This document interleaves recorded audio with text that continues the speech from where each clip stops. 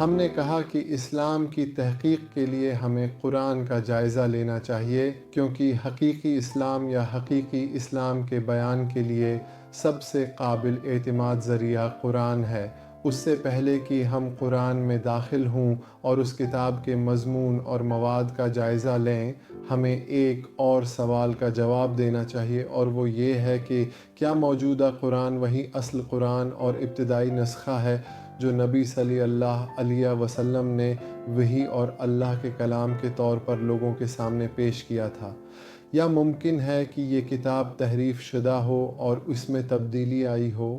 اکثر محققین تاریخی شواہد، قدیم مخطوطات اور عربوں و مسلمانوں کے درمیان طویل متون کو محفوظ رکھنے کے رائج طریقہ کار، قرآن کی کتابت میں موجود احتیاط، قرآن کو شفاہی اور تحریری دونوں طریقوں سے محفوظ رکھنے کا طریقہ اور مختلف نشانیوں کی بنیاد پر اس نتیجے پر پہنچے ہیں کہ قرآن تحریف اور تبدیلی سے محفوظ رہا ہے،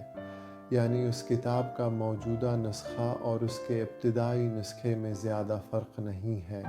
البتہ کچھ لوگ ایسے بھی ہیں جو اس تفہیم اور نظریے کے خلاف شواہد پیش کرتے ہیں، اور متعدد روایات کو دیکھتے ہوئے جو مختلف فرقوں کے اسلامی متون میں موجود ہیں، چاہے شیعہ ہوں یا سنی، وہ کہتے ہیں کہ قرآن تحریف شدہ ہے۔ وہ کچھ روایات کی بنیاد پر وسیع تحریفات کا ذکر کرتے ہیں اور یقین رکھتے ہیں کہ قرآن کے بڑے حصے حذف کر دیے گئے ہیں یا خاص افراد کے نام قرآن سے نکال دیے گئے ہیں، اور اسی طرح کی باتیں۔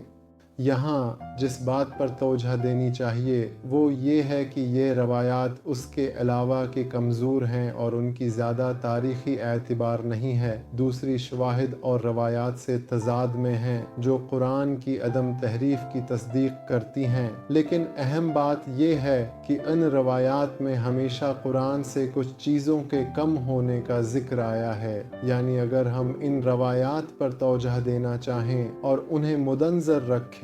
تو پھر بھی موجودہ قرآن علیہ وحی ہے، یعنی جو چیز ابتدا میں وحی کے طور پر متعارف کرائی گئی تھی وہ اب بھی باقی ہے، اور صرف کچھ لوگ کہتے ہیں کہ کچھ چیزیں اس سے حذف ہو گئی ہیں، لیکن بہرحال جتنی مقدار باقی رہ گئی ہے وہ معتبر ہے، اور اس کی تبدیلی یا اس کے کچھ حصوں کے بنائے جانے کا کوئی ثبوت یا شاہد موجود نہیں ہے۔ وہی لوگ جو یقین رکھتے ہیں کہ قرآن سے کچھ چیزیں حذف ہو گئی ہیں، وہ بھی یقین رکھتے ہیں کہ اسلام کے پیشوا اور بزرگ اسی قرآن کو معتبر اور حجت سمجھتے تھے۔ حالیہ برسوں میں کچھ مستشرقین نے ایک نظریہ پیش کیا ہے اور کہا ہے کہ یہ قرآن بعد کے ادوار میں مرتب اور منظم کیا گیا ہے۔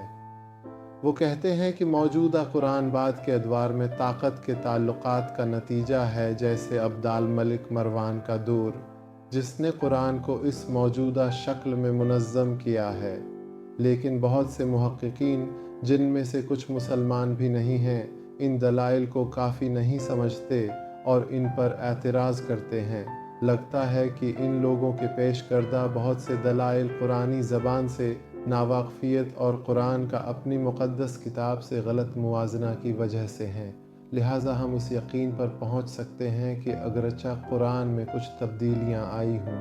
جبکہ ہمارے پاس اس کے لیے کوئی معتبر دلیل نہیں ہے۔ موجودہ قرآن میں ابتدائی کتاب کے مقابلے میں اضافے یا جھوٹ کے طور پر کوئی چیز موجود نہیں ہے۔ یہ کتاب معتبر کتاب ہے، اور مجموعی طور پر اگر ہم دوسرے احتمالات کو بھی مدنظر رکھیں تو پھر بھی حقیقی اسلام کے پیغام کی تشخیص کے لیے اس کتاب سے زیادہ معتبر، قابل اعتماد اور یقینی کوئی متن ہمارے پاس نہیں ہے۔